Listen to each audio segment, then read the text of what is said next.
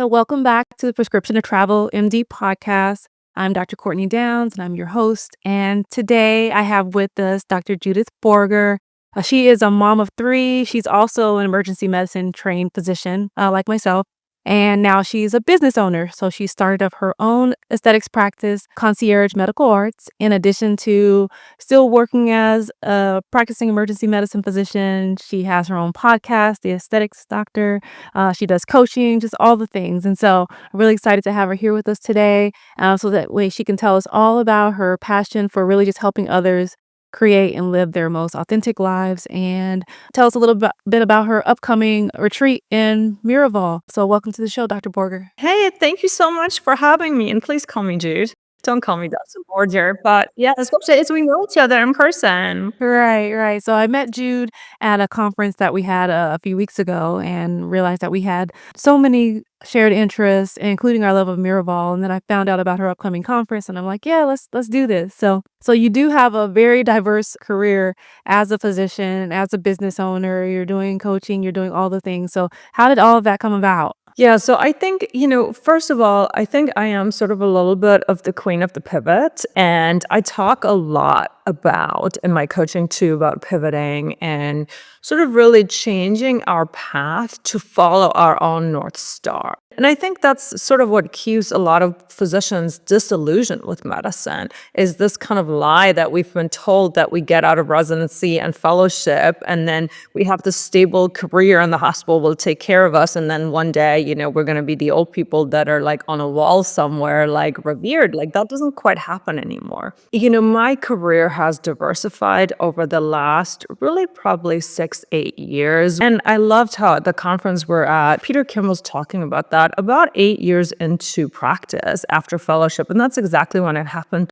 to me. Like you get into this whole where you're stable in your job, you're stable in your career, you've kind of gone through that initial hump, and you're really asking yourself, like, what is it that I really want? At least that's what happened to me. And while I love emergency medicine, it's very algorithm driven. Even though you have relationships, it's very short relationships. And initially, I was really just missing that deeper connection with my patients, and I was missing the ability to use that other side of my brain that was into art and creativity and all of those things. And that's really where my med spa came to be, and I've loved it and I've built it. I feel like personally, and again, this might change in a year or two, I'm too young to let go of all of my emergency medicine skills. So on several months, I go and do a couple shifts of locums, really to keep my skills, and because I still have joy in practicing, and I actually have more joy in practicing now that it's like a choice whether I want to do this or not, right? It's like this tremendous thing that if I want to do it, I can, but if I don't want to do it, I don't really have to.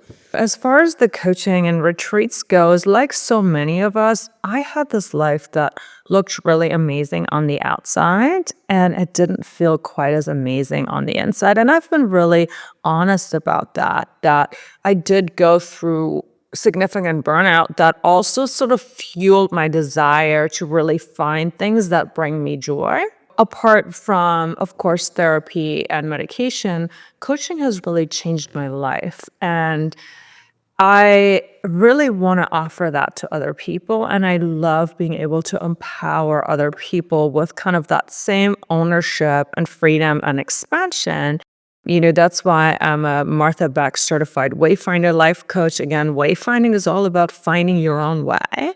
I'm currently working on a heart healing certification to help people also heal what's below the iceberg, all of the subconscious things that we might have acquired over time. And then, the same with retreats. You and I both love travel. I have found that some of my biggest shifts have been on retreats. Again, it's this idea as moms, right? We are so busy.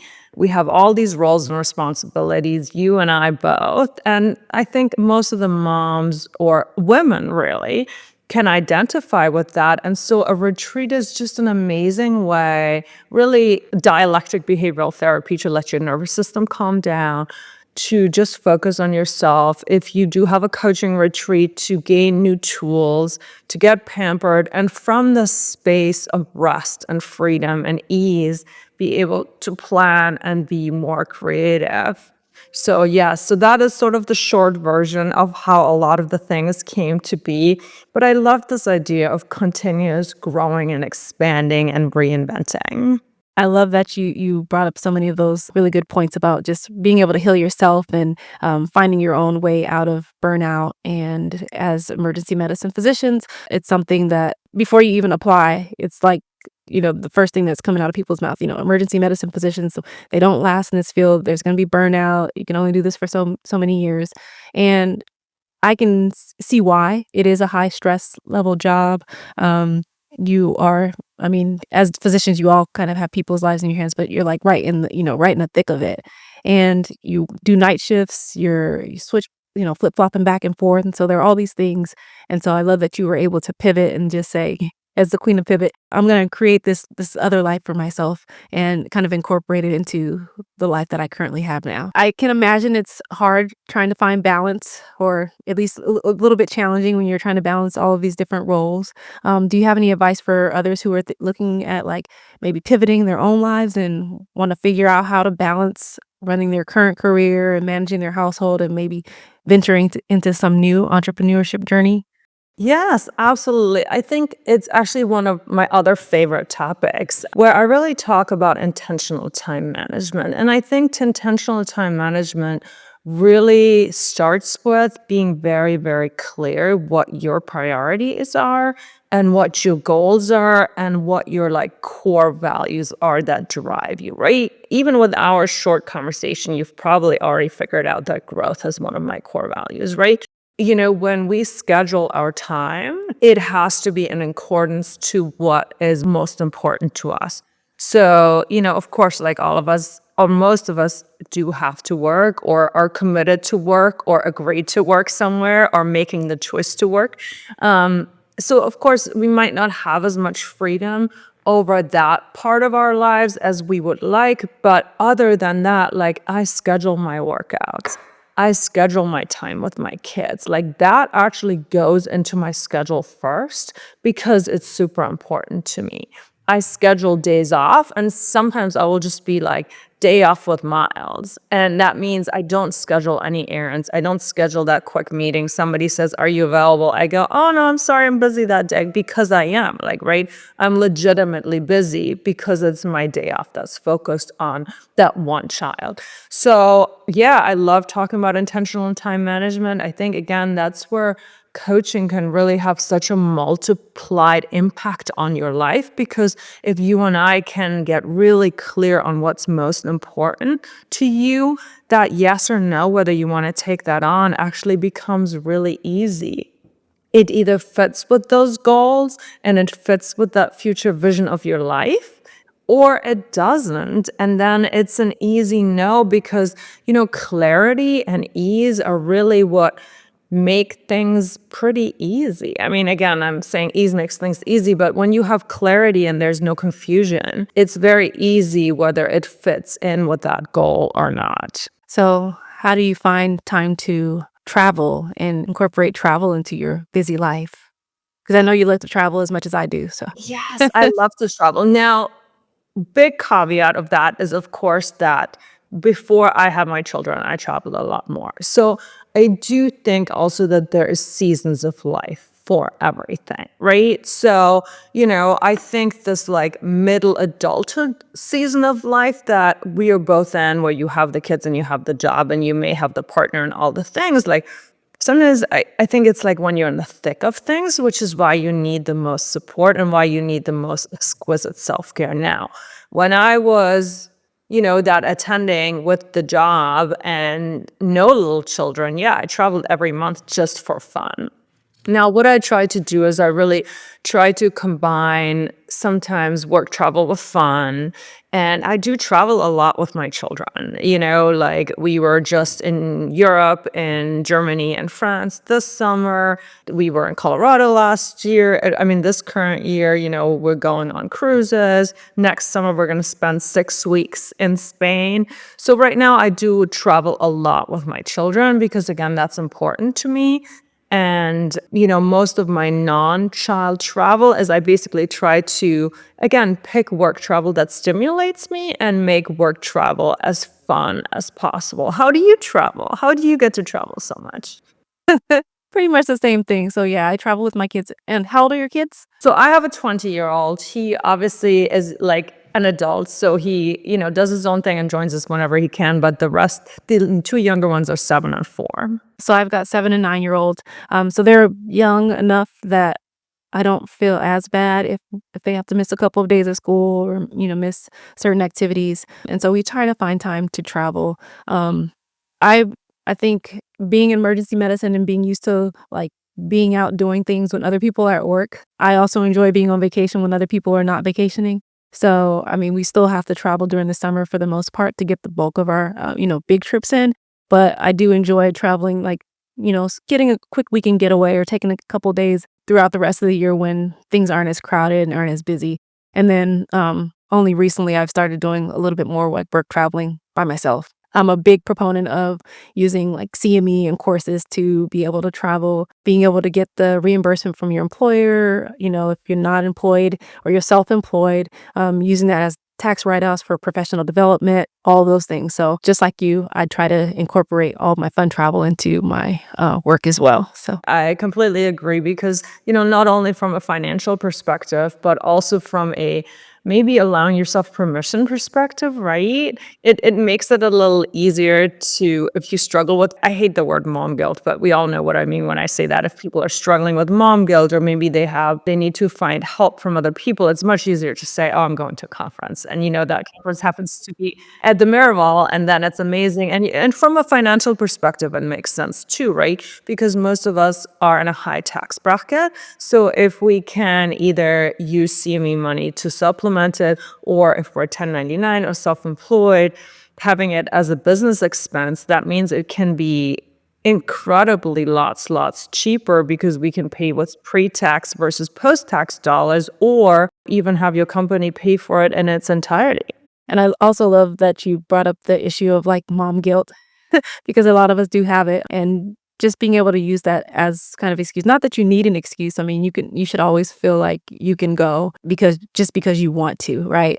But it doesn't mean that it doesn't, like, linger in the back of our minds, like, oh, I'm gonna go away for like a girls' weekend. Like, who's gonna watch my kids versus, oh, I'm going to a conference. Like when we were at PIMD Con, and then I was at the Points conference. This was like 2 weekends back to back, and I'm like, oh my gosh, I'm like leaving my kids with, like, my husband, my mom, my sister to, like, you know, kind of shunning my responsibilities. But it was also knowing that I was going to, better myself, and it was fun. So, I got the best of both worlds. It is the best of both worlds when you can make it happen. And I love that you're acknowledging that, because I think, again, we're human, right? And I think that's one of the things too, as a coach or you as a podcaster, like, I don't ever want to say that I have it all figured out, because I don't have it all figured out. And yes, we all feel that way. And it's much easier when it's work related. And let's be real, most of us, like, we have CME requirements, right? So, now, I mean, I'm like 14 years out. I work academically. I don't need another lecture on heart failure. Let's be real, right? Because I've given those lectures. But if I can really learn some tools on, like, how to manage my time better, how to manage my stress better, how to, enhance my longevity in my career, like, that is so worthwhile. And so I think you'll be doing a little bit of that at Miraval at your upcoming retreat. Is that right? Yes. So I am super excited that I'm hosting a CME retreat at the Miraval in April. And the whole idea about the retreat, and it's going to be so transformative, is really to give yourself the time, the space to develop more clarity on your current life, clarify what your goals are for the next and the current phase of your life, and really get some wonderful tools, have some, like, walk away with change that actually sticks, and at the same time make some great connections, be held in sisterhood, and get see me and be pampered at the Miraval. What we're doing is we're doing a 4-week coaching program that's part of the package. So again, you're starting to set your intention. You're starting to sort of take inventory of your life. You're getting introduced to each other. You're getting introduced to the coaches, some of the principles. And then the Miraval is really a celebration. And the other thing that I really strong on is this whole concept of belonging. So there's not going to be VIP tiers because I want everybody to feel like they're just getting the most giant hug from the community. And I think that's another thing. Women sometimes say that it's lonely as an adult. And so how amazing is it to just go and immediately have instant friends and people that know what you're going through? And then, of course, we're doing workshops with some of the top transformational coaches on things like how to create your richest life, and rich being all the things you care about. I think about it like flavors of a soup, like the richest, or colors, like what's important to you and how can you create that? I'm giving a lecture on intentional time management. We're talking on how we're going to have a workshop on self-image and how really, again, for example, me saying I am somebody who prioritizes my self-care, I'm somebody who travels, is already an image that makes that happen. We have a manifestation expert come and talk to us about the power of manifestation and how to really manifest. And there's actually science behind it. We have Maggie Reyes, who's a very well-known relationship coach, come give an inner child healing workshop. So it's just going to be amazing, but also in doses of like 4 hours a day so that you have the rest of the time to really rest, reflect, play, connect, take advantage of all the amazing Miraval things, because I don't want to take you to the Miraval and then make you sit in a classroom for 8 hours a day. That seems like it'd be a complete waste. Like, go to the spa, have your cards read, do some meditation, do equine therapy, whatever floats your boat. We should talk about the Miraval, by the way. You've been, because some people might just be like, what's so special about the Miraval? So you tell me, what is so special about the Miraval? What is special about the Miraval? So I went to Miraval this time last year, actually. So about a month out before my birthday, I decided I was going to take my first adult solo trip, and I was looking for like, where should I go? And I had points, and I decided I was going to spend 3 days in Miraval, book 2 nights, and then there were so many things I wanted to do. So I tacked on an extra night when it became available. And so went to this amazing place. Like, they include all of your transportation. So they picked me up from the airport. It was during the week. And so it was just myself and like one of the like psychic readers who comes there like every couple of months. She's been doing this for like years. So we were on the transport back to Miraval together. So I got a chance to like, spend an hour talking with her and just hearing all the wonderful stories of her very interesting life. I got there and it was just this magical place. I went there for one thing. I thought I was going there to be, to reflect and to figure out where I was going in life, and was grieving at the time, and all these things came out that I didn't expect when I got there. And just finding like supportive people when I wasn't even looking for that was just like life changing for me. So and then I got a chance to do all these fun things: floating meditation. I did some of the equine therapy. I did cocktail making class. That was fun. And just being able to sit out by the pool and look up at the stars and eat frozen grapes, and just enjoy the warmth of, Arizona in November. So it was really just an amazing time. And I always tell people you should go back, and you can do it on points. So this would have cost me like, $3,000-$4,000 to spend 3 nights at Miraval, because it's all inclusive, and they give you $175 a night credit. At least they did at the time, that you can use. They still do. And it's part of even our retreat package. So, for retreats, you do get a little bit more of a discounted rate. So people can still use points for their stay. But let's say you don't have the points, or you maybe only have enough points for like one night before and after, and you have to pay. Like, so the nice thing is with the retreat, the rate does drop by several $100s, and they still give you the credit. So you still get that $175 credit a night that you can use at the spa for some private or pay activities. And there is an activity schedule like all day long. Great, yeah, so I think that was probably one of my, favorite things about it is that now they give me credit and I can go and, like, I can get a massage and, being able to walk around in your bathrobe and, go from the spa to dinner and sitting there sipping wine by the fire pit. It was just magical, so I think if you can go and if you have points, great, but yeah, going at a discounted rate, like, that's probably one of my favorite perks about, like, CME and courses and conferences that they give you these discounted rates to stay at, like, places that you might otherwise not consider because of the cost, and you get to have that experience. Yeah, so I think that's, of course, the Miraval is never gonna be cheap, and it's not meant to be cheap because it's so high-end luxury. It's farm to table food, like we talked about. It's 3 meals a day, unlimited snacks, cocktails, smoothie. You have to pay for your alcohol, but coffee, smoothies, all of that stuff, a full activity schedule, all of the stuff like that is essentially in five-star luxury what you're paying for. And when we talk about points, right? So the kind of points you can use is so it's Miraval is considered a Hyatt property. So first of all, if you have Hyatt points, you can use your Hyatt points. And if you don't have Hyatt points, it's Chase Ultimate Rewards transfers to Hyatt. So you can make your Chase Ultimate Rewards, transfer them to Hyatt, and then use them on the World of Hyatt to book the Miraval. Is there any other ways? I only know about Chase. I think that's it, yeah, no other ways, but it's worth it, I would pay cash to go. So, yeah, full price, so Yes, exactly, especially CME. So if you're 1099 or yes, I do too. I'm actually taking my entire team starting on Monday to the one in Austin for a team retreat. okay, I haven't been to the Austin one, and they have one in the Berkshires too. Have you tried out the other ones? Yes. So I have been to all of them. I love the Miraval. I mean, I just love what they stand for. I feel like every time I go to the Miraval, it's almost like you said, that healing and that self-growth in 3 days that I get is like what I otherwise would take me like 5 or 6 months. And sometimes, like you said, based on like a specific activity you will do, there's these insights that come. Like I had a huge breakthrough when I did an unbound horse thing a couple of years ago, and it was that same thing about people pleasing. I had a huge breakthrough, and it's so worth it. It's like the bomb. And yeah, I mean, I'm paying full price for my entire team to go starting on Monday. So I've been to all of them.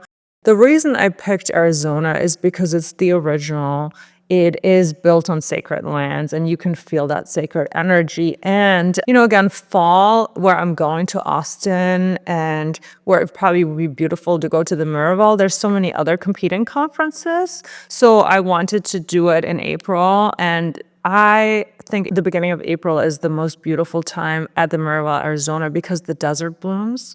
So, when you do your morning hikes, the desert is actually in full bloom. Now, again, it might be, 2 weeks before or after, whenever that actual time is, but it is around the beginning of April that the desert is in full bloom. And I think it's the perfect temperature because when you hike in the morning, it's still crisp, but then in the middle of the day, it gets warm enough to lay by the pool, enjoy all of that part, but it's not so hot that you're like, oh my God, like, because, you live in Vegas, right? And I live in North Carolina, like, again, like down to the desert in the summer, it's like I can be still outside. So it's that perfect, like mid 80s, dry mid 80s. Don't go to Miraval, Austin, or Arizona in the middle of the summer. So go in April for the retreat. Yes. And so you've been to the other 2. How do you feel about those 2 properties? I love them. So each one of them, as I said, I'm going back to Austin on Monday. I love Austin, Texas Hill Country. They all have certain things in common, but yet on the other hand, they all have very distinct characters. And there is some Miraval signature offerings that you're going to get at all of them. However, based on the specialists, and they always try to be very like one with the land that they're on, depending on where they are. Some of the activities are different. So I think that's what I would say is there's definitely some Miraval staples you're going to get everywhere, but then each has their own character. I love the Berkshires in the fall. At some point I do want to go back in the summer in the Berkshires, except for that's a hard time for me because that's like when kids are out of school, and but it was beautiful in the fall. And then, as I said, I think Austin is beautiful. It was beautiful in the early fall when the leaves are changing. So I got that New England fall foliage experience in the Berkshires. I do love Austin this time of the year because, again, it's starting to cool off a little bit. And hill country is really beautiful. So I think they're all amazing for their own sake. I mean, the original one does have that has something special about it, but they're all, I mean, and that is really the nice thing, because let's say you're on the East Coast and you might only have a couple of days and you don't want to transverse time zones, or you want to go in the summer to experience the Miraval because that's when maybe your kids are old enough that they're at sleepaway camp and you're like, wow, now I can do something for myself with no guilt because my kids are at sleepaway camp. You might not want to go to Arizona, but you can say it's the perfect time to go to the Berkshires. So I think they all have one, and they are going to do one in the Red Sea, and I'm so excited about this. However, the last time I asked about this, when I was last there in March, they said that the Red Sea, even though they've kind of teased it, they haven't even started building it. So it's a long time away. That is like new level goals, because then we can like go Q Suites to the Red Sea and go to the Miraval. We'll have to make a trip out of that one. So I have reached that point in life, which is awesome, which is whenever I have to transverse an ocean, I only do business class. So I will not transverse an ocean in anything but business class, because once you do it, I'm sorry, people that are listening, that might sound bougie AF. But once you do it and you've had that experience, and I've been lucky enough to not have flown economy on anything, long haul in probably like 8 or 9 years, and I'm not going back. So, I've never done Q Suites because I've never had a destination really that I've flown to. What I will generally do is, in terms of business class products, I really let it depend on where I want to go and what the options are and what kind of points I have. So, we flew Lufthansa business this summer, and that was okay business. We are doing Singapore Air there next summer, and then Air France on the way back, because that's just how it worked out with the least stops. And as I said, with the points, right? Because sometimes it will be like that you have all these Amex points based on your spend, and you're like, well, now I'm going to use these Amex points because, I've already used my Chase point, or I only have so many Discover points. So, I mean, of course, there's some products that are aspirational. Like at some point in my life, I definitely want to fly Emirates business. I want to fly Q Suites business. And it's, not quite as important to me to right now I'm not planning a trip just to fly those products. I'm sort of trusting that with all the travel that I do. And again, once my kids are a little older, maybe we'll do those like further destinations.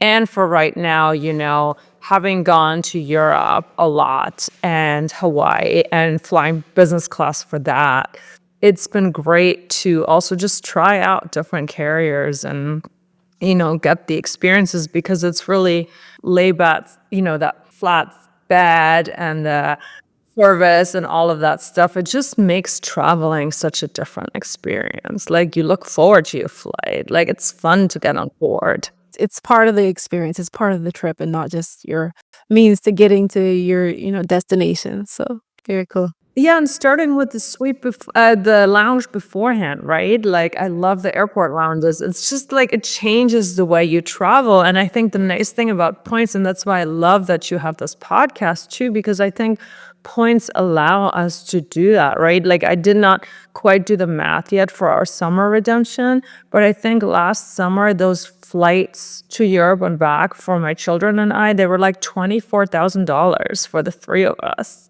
And I paid it with points. So, that's incredible. So what's been your favorite redemption thus far with points? I'm going to be honestly say that I am fairly new to the points world, meaning, I think it's really only been a couple of years. Before that, I was buying my business class tickets, which now I'm just like, oh my God, that's crazy.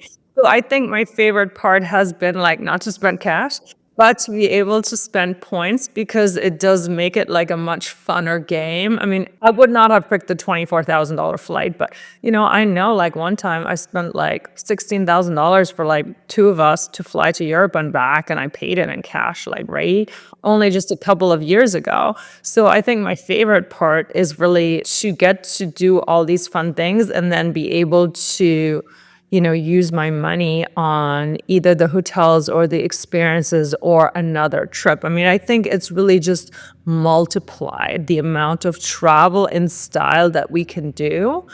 So I think that's my favorite part. As far as redemptions go, I mean, I think the Miraval is definitely up there. I have used points for the Miraval before. And then, as I said, pretty much it's business class for my entire family somewhere and back. And then, yeah, I have not used it as much on hotels. I mean, I have used some Hyatt properties, but as I said, it's probably I use it for flights mainly because that's where I found huge, huge, huge value. And yes, the Miraval was definitely like the first time I got to go to Miraval on points. Like it felt like a big victory to be able to do this and not even like again have to feel like, oh, I'm taking all this money for me or something like that. So that's how I like to use points. What is your favorite redemption that you've ever done? Well, so I've just kind of started actually being intentional about my point spending. So I kind of dabbled in it a little bit and have used like points erase and made some poor redemptions with, using my precious American airline miles for a domestic flight to Orlando for to go to Disney World.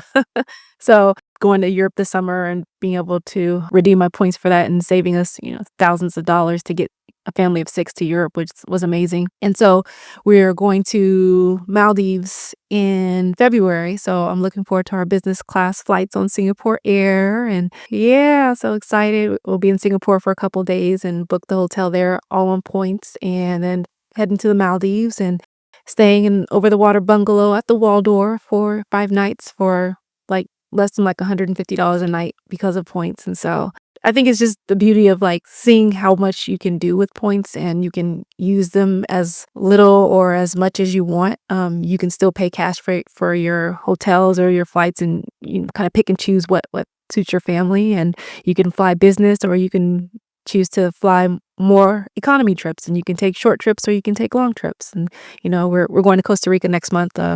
Just decided in the past couple of days. So I was able to use my Chase points to book our hotel at the Andes there and transfer some Amex points to Hawaiian since they just opened up that little portal. So transferred Amex to Hawaiian to Alaska to get our flights to Costa Rica. So just all the things that you can do. It's fun. Yes, and it is so funny because I think you almost get so spoiled. Like I was telling you on one of the groups that like I did all these amazing redemptions and then I had to like buy spring break flights to like the cruise and I was like, what is this? You don't want to spend cash. It's $800 for like you said, a flight to Fort Lauderdale because again the points value was so high on those flights that I was just like, no, like even though I have points, I'm gonna pay with these for cash because those like like there's no way I'm gonna spend over $80,000 a person to fly to Fort Lauderdale from like North Carolina. Like right. Right. Right. And see, that's something probably not that many points, but it was a lot of points, but at the time I didn't know. And I was like, oh, I just saved myself $3,000 because the flights during, anytime, spring break especially, but flights from here to get to Disney World are always like exuberant. So, I use the points. I'm sad that could have been my like points to get Q suites too, somewhere, Japan or somewhere fun, but But you make the best decision at the time, right? And like I have literally one time when my husband last minute wanted to join me on like my friend's wedding that I had planned for like, well, she was doing a destination wedding. And literally like 6 to 9 months ago, I was like, "Are you coming with me?" And he was like, "I don't think I can get enough time off work." So I took like one of my best friends. And then literally like 3 days before, he was like, "Oh, I think I can go." And at the time then, flights, again, because we're going to an island, flights were like $4 or $5,000, and I cashed in a lot of points to do his flight. But then on the other hand, is like I wouldn't have paid $5,000, and it was still a lot of points. But again, it allowed him last minute to come to us with us and have us have like a romantic little getaway. So sometimes it's really also about quality of life and those things that you wouldn't have spent money on, and suddenly being able to do it because, you have the points sitting there, and, if it makes your life better. yes, I love it. I love it. So, well, I'm excited for your upcoming retreat. I'm excited to see all the things that are going to come from Jude in the future. And if anyone is interested in learning more about you or learning more about the retreat or signing up, where can they find you? Yes. So my website is called The Aesthetic Doctor, theaestheticdoctor.com. It has information about, I host a podcast, like you said, which is on really both aesthetic medicine and life coaching, really all the things to make your life more beautiful and authentic in all the ways. There is a link to the retreat there. I would love to have anybody who really is interested in going to the Miraval, or maybe for once using their CME to something that will help their self-growth and have lasting effects on their life. And I think that's kind of what happens, right? The first couple of years, you go to like your ASAP conference, and then after a while, you're like, it's fun to see my friends, but the lectures are kind of the same, like, right? And so really consider some wellness CME, but that's where you can find me, www.theaestheticdoctor.com. My podcast is called The Aesthetic Doctor. It's on all major platforms. My Instagram is at Dr. Borger. That doctor is spelled out, DOCTOR, Borger, BORGER. I love to connect with anybody. And even if you don't want to come to my retreat, or you can't come to my retreat, like, please reach out, connect. I'd be happy to answer any questions and guide you on all of the things that Courtney and I just talked about, because I think a lot of this is just also about us uplifting each other, helping each other, like things like that with the best redemption, like, oh, how did you do that? And, making those connections and just having us all sort of live the best version of our lives. Awesome. And then who is the retreat open to? Everybody. So you have to identify as female. So it's a women's empowerment and leadership retreat. I did not limit it to physicians because, again, I want it to be such a culture of belonging. And I really feel like, maybe this is a great time when you have that friend that's a dentist or a lawyer or real estate agent, and you go, hey, I'm going on this retreat. And because a lot of the topics, they apply to anybody, all women, right? Like the ones that I've mentioned, they're not physician specific. Now, there is CME for physicians and healthcare providers. And, again, in the whole spirit of belonging, I really want it to be a giant hug. And I think we can learn so much, again, from realizing things that, as like, for example, you, a mom of multiple children, right? And a physician, a lot of your struggles are remarkably similar to somebody who's not a physician, but who might have multiple children and a husband and trying to figure out what the next stages of her career are. So yes, it's open to all women. Thank you for asking. And, we do have an affiliate link for your podcast specifically that I'm sure you're going to put in the show notes. Yes, yes, yep. I'll share that so that way if you're interested, sign up. I think this is going to be a wonderful experience just based on knowing Jude and knowing Miraval. I think this is going to check so many boxes for so many people. And I love that it's open to women from all different walks of life. And yeah, so I'm just looking forward to it. Yeah, I can't wait to see you there and see all your listeners there. So thank you again for coming on the show. And I'll be sure to post all that information in the show notes so that way you know how to find you. Basically, book your trip to Miraval for the retreat in April. All right. Thanks again. Thank you so much for having me. We'll see you guys next time.